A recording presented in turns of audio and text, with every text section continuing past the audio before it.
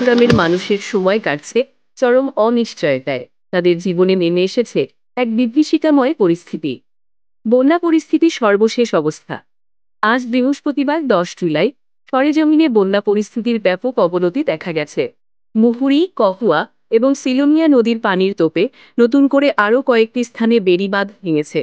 এতে প্রায় 100-র মতো গ্রাম প্লাবিত হয়েছে। নদীর তীব্র স্রোতে অসংখ্য ঘরবাড়ি ও দোকানপাট তলিয়ে গেছে।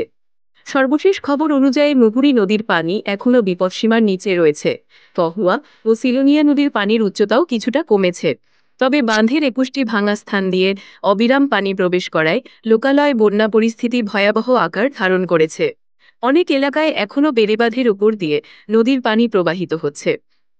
ক্ষয়ক্ষতি ও স্থানীয়দের দাবি, এ পর্যন্ত ফুলগাজীর 67টি, পরশুরামের 27টি এবং ছাগলনাইয়ার 4টি গ্রাম প্লাবিত হয়েছে।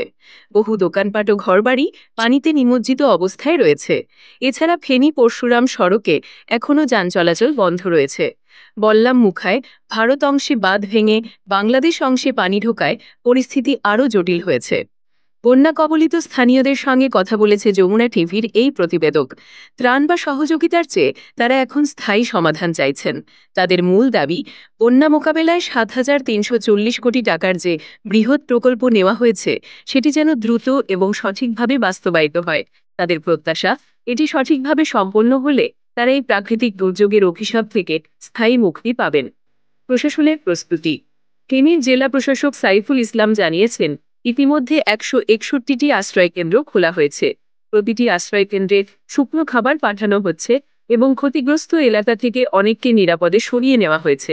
প্রশাসন দুর্গতদের পাশে দাঁড়ানোর সব রকম চেষ্টা চালিয়ে যাচ্ছে। এখনো পর্যন্ত পাওয়া এই পর্যন্তই। নিরাপদে থাকুন এবং আরও খবরের জন্য চোখ